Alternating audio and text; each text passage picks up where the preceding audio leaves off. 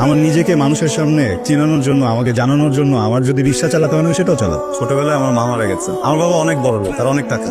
উনি আমার প্রত্যেকটা বার্থডেতে আমাকে জিজ্ঞেস করতেন আমি কি চাই। আমি প্রত্যেক বার্থডেতে ওনাকে বলতাম আমি আমার মাকে ফেরত চাই। ওনার এত টাকা দিয়ে উনি কখনো আমার মাকে ফেরত দিতে পারবেন না। টাকা কিছু হ্যালো, ভালো গেল না বলেন? একদম ফার্স্ট ডেটে আসতাম আমরা, ইন্টারভিউ দিতে দিতে জবটা হয়ে গেল। হ্যাঁ, কি ব্যাপার, আপনাকে মোড়ো না তো, মনে হচ্ছে দেখেন? না না না, মন তো খারাপ হবে। আমার তো চাকরিটা অনেক দরকার ছিল, আমি অনেক হ্যাপি, অনেক হ্যাপি। চাকরিটা কিন্তু খুব দরকার ছিল না বলেন? তো আমার একটা ব্যাপার নিয়ে একটু কেমন যেন লাগছে। লাইক আপনাকে দেখে কিন্তু অনেকটা মনে হয়, অনেক পশ মনে হয়। মনে হয় যে খুব সার্ভাইভাল মোডে আছেন বা কোনো প্রবলেমে আছেন। আই ডোন্ট নো, এরকম মনে হয়। এ আর কি। অনেস্টলি আমার বাবা অনেক ছোটবেলায় মারা গেছেন, তো আমার মা একা আমাকে একাতেই বড় করেছেন, পড়ালেখা শিখিয়েছেন। এখন যখন আমার পড়াশোনা শেষ, চাকরি খুব দরকার, পার্মানেন্ট একটা চাকরি। এতদিন টিউশনি করে কোনো রকম চালাচ্ছিলাম, পুরো ফ্যামিলির দায়িত্ব আমার উপর, তো একটু ডিফিকাল্ট। ইয়াকে আর নদীর ওই পার না সবসময় ঘন মনে হয়। রাওয়ানি বাবা নিজের অফিসে চাকরি যেটা ছিল আর কি, সেটা চলে গেছে, সেটা বাবার চাকরি চলে গেছে।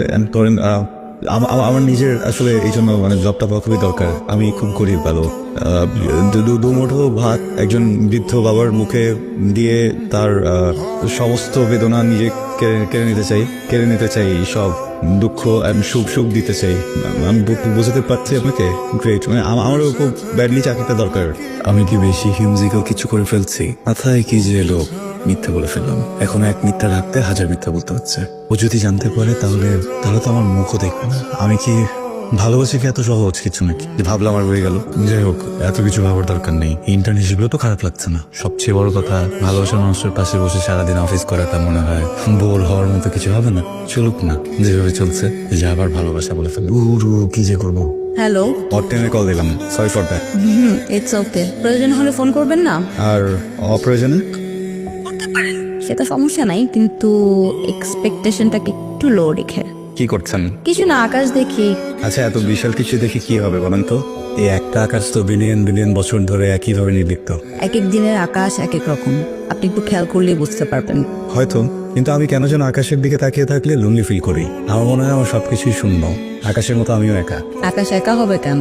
বিলিয়ন বিলিয়ন তারা আছে আকাশে। এসব কিছুই আকাশকে পূর্ণতা দিতে পারে না। পৃথিবীতে কোনো কিছু পরিপূর্ণ না। আবার কি মনে হয় জানেন, পূর্ণতা না আসাটাই ভালো, তাহলে জীবনের প্রতি মায়া থাকে না। তবে আমার মনে হয় একজনকে পেলে আমি পূর্ণতা পেতাম। শুনুন একটা কথা, কেউ কাউকে পরিপূর্ণ করতে পারে না, এটা সম্ভব না। আমরা ফ্যান্টাসি থেকে অনেক সময় অনেক কিছু ভেবে নিই, অনেক কিছু চিন্তা করি, দ্যাটস ইট। আচ্ছা, পূর্ণতা মানে কি সবকিছু পেয়ে যাওয়া, নাকি আর